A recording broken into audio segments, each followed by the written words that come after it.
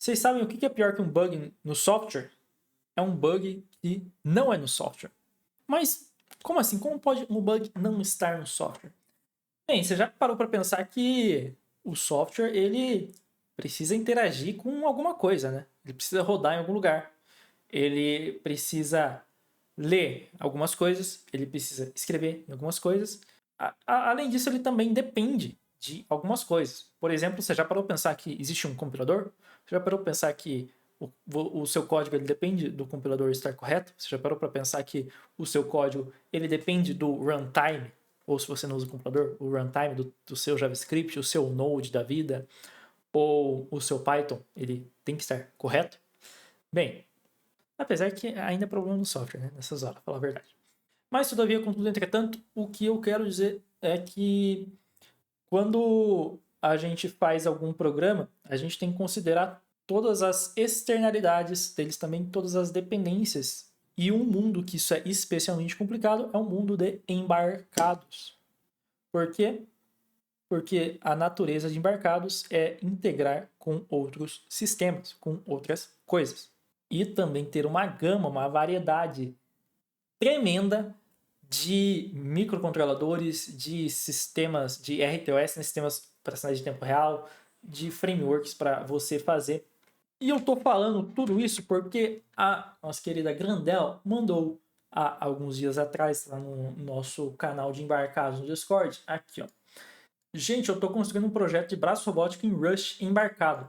Eu estou usando a placa ARM STM32F303RE. Eu comprei ela pelo ST-Link embutido, que seria menos problemático de configurar e porque placas ARM são mais compatíveis com Rust. Exatamente, eu descobri isso da pior maneira, tentando fazer um Arduino funcionar. É horrível, horrível. É impossível fazer um Arduino funcionar com LLVM, que é o que o Rust usa também, porque aquela extensa, aquela merda de ISA deles não tem compatibilidade com nada, tá? Horrível. Mas continuando, eu estou no sistema Arch Linux, configurei um ambiente Docker no VS Code, que aparentemente já está configurado perfeito, eu acho. O código main.rs, que é do Rust, né, que é um código tipo SkyLed comum, está sendo enviado para a placa certinho como deveria ser normalmente. E isso é uma coisa que quando a gente para refletir, é profundo, né? Ó, vamos ler essa frase de novo. O código main.rs, que é um código de piscar LED comum, está sendo enviado para a placa certinho como deveria ser normalmente. A gente tem que se preocupar, quando a gente está programando uma plaquinha de embarcados, se o nosso código está sendo enviado. Se o código que está rodando lá é o código que a gente acha que é para rodar. Começa por aí. Porque se não for, o que eu faço? Né? O que eu faço? E como eu testo isso também? Como eu sei se é o código? Então, continuando. O problema é que o LED verde na placa, pino PB7, não pisca. Então, aqui a gente está interagindo não é sequer com algo externo, é com um registrador, com um pino da placa. A gente geralmente...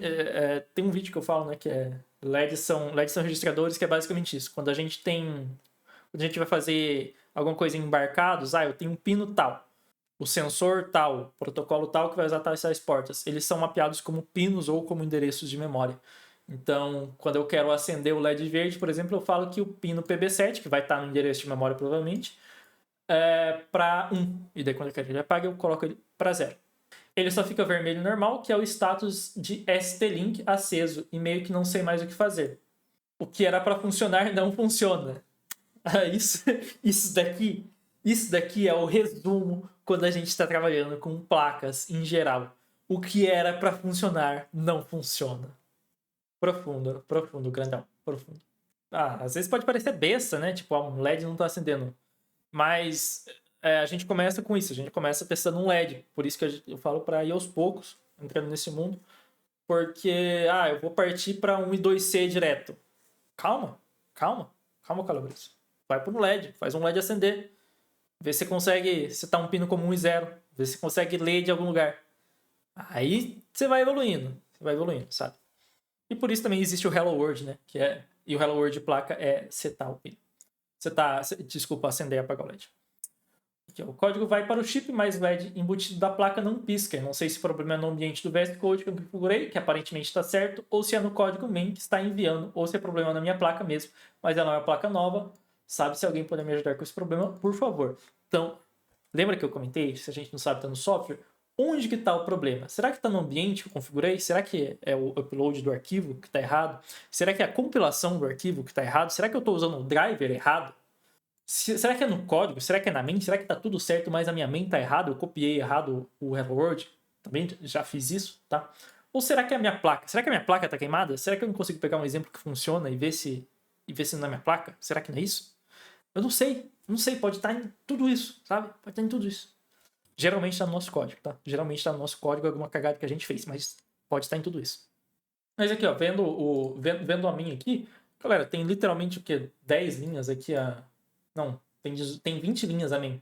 Tipo, não tem muito, sabe? O que errar. E vamos ver o que o pessoal disse aqui, né? O código parece estar certo. PB7 é um pino incomum para ser o LED Buildin, mas pode ser coisa dessa placa. Usa o Cortex Debug para ver o que está acontecendo na execução. Uma coisa importante quando a gente quer debugar placa assim, geralmente essas placas elas têm uma entrada de debug. Enfim, vai ter um protocolo só para você debug, para você ver o que está acontecendo na memória, sabe? Será que o PB7 ele tá de fato subindo e descendo? Eu não sei o quanto o VS Code ou essas ideias do VS Code eles têm capacidade para fazer esse tipo de debug. Mas eu lembro quando eu usei o IAR, a gente fazia isso, dava um trabalhinho setar, um trabalhinho considerável setar, mas ajudava bastante para você ver o que está no endereço de memória de fato para debugar. Então, até o debug ele é meio complicado porque você está debugando um sistema externo, né? Isso. E a Grandel respondeu aqui, na verdade é PB7 LD2, você está certo. É incomum, por isso o LED embutido da placa não pisca. O certo é LD1. Eu estou colocando o pino errado. De acordo com o datasheet, LD1 é PC8. Aí funcionou como deveria. Aí, ó, outra coisa muito importante, né? Ela falou dessa placa aqui, né? Como que eu sei se está certo? Eu vejo o nome da placa, que não é isso que eu copiei. Eu pego o nome da placa aqui e pesquiso o datasheet dela. E eu vou achar a referência, se Deus quiser. Tá aqui o datasheet. E quando a gente quer fazer essas coisas, a gente vai lá no mapeamento de pinos. Um parênteses aí, tô lendo o datasheet que essa placa tem coisa pra caralho, hein? Essa placa é boa. Né? Aqui eu não vou achar, porque aqui é a especificação do chip. Eu tenho que achar a especificação da placa, que provavelmente é essa daqui. Chuto eu. Tá? Então vamos tentar achar essa daqui. E ó, aqui depois de um tempo de pesquisa, eu não gosto de lembrar desse negócio porque é dor de cabeça.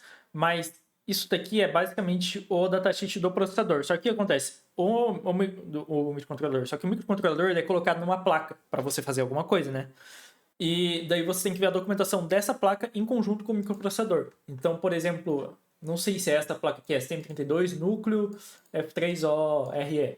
Mas aqui você vai ter um mapeamento daí dos pinos para os endereços. Então aqui ó, vai ter aquele PC7, vai ter o PC8 aqui em algum lugar. Ó.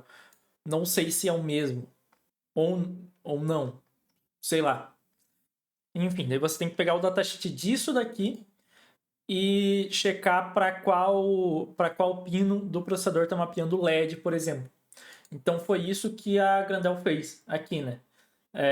Na verdade não é PB7, está certo, em comum o LED embutido da placa não pisca, o certo é LD1. Eu estou colocando o pino errado, de acordo com o datasheet, o LD1 PC8. Aí funcionou como deveria. Daí ela deve ter o datasheet disso daí, viu que era LD1, o LD1 estava mapeado para o PC8. O que é o LD1? LD1 é o que está mapeado aqui, ó, tem um negócio aqui chamado L1. Tem aqui o C26, C25. Daí você pega o datasheet e você vê para onde que está isso, sabe? Qual o endereço de memória ou qual pino está isso daí. Você vê. Mas, assim, isso daí é só pra vocês terem uma noção do que tem que fazer nesse negócio, sabe? Você tem que ficar caçando datasheet. Geralmente, quando você compra, você vai ter acesso ao datasheet, né? E ficar vendo as compatibilidades. Às vezes você errou um pino ali. E é isso, né? É isso. Tem que descobrir qual pino errou, tem que descobrir. Não gosto de lembrar, não. Isso que eu só fiz isso na faculdade, né? Nem trabalho com isso. Mas continuando aqui. Eu vi que o problema não era a placa quando fiz um piscar LED na protoboard. O LED piscou e apagou, em seguida o problema foi no resistor, mas funcionou e é isso que importava. Queimou ou estava muito alto ou muito baixo o resistor, normal. Isso foi suficiente para saber que não tinha problema com nenhum com a placa. Eu só comprei um resistor melhor, tudo certo, e o ambiente está todo configurado certinho com o Rust embarcado. Então aí, ó, parabéns, Grandel. Muito bom. E esse daqui, acho que em 3 mensagens aqui eu consegui mostrar um pouco de vocês a experiência de desenvolvimento e como. Assim, isso daqui é muito dos projetos que eu já fiz com embarcado, isso daqui é muito do que a gente faz, tá? Ah, vê o mapeamento, vê. Não chegamos a entrar em protocolo, né? Mas contém protocolo também. As bibliotecas que você usa. Legal que o Rush tem né, as bibliotecas, tem um ambiente de embarcados bem desenvolvidos. De fato, para ARM é mais comum você achar coisas para independente do que for embarcados, seja Rush, seja acho que até mesmo não, C vai ter, tudo vai ter de C, né? Mas Zig também vai ter mais coisa para ARM. E Grandão, não vi as mensagens abaixo, mas conta como está o projeto do braço robótico. Para quem quer entrar na área aí, é um ótimo projeto para se começar. Por fim, se chegou até aqui, conta aí nos comentários se isso daqui se isso daqui parece mais legal ou mais chato do que você faz no trabalho, você estaria disposto a mudar para essa área pela mesma remuneração. Conta aí, queria saber a opinião de vocês. E é isso. Não esquece de se inscrever, deixar like. Tchau, obrigado.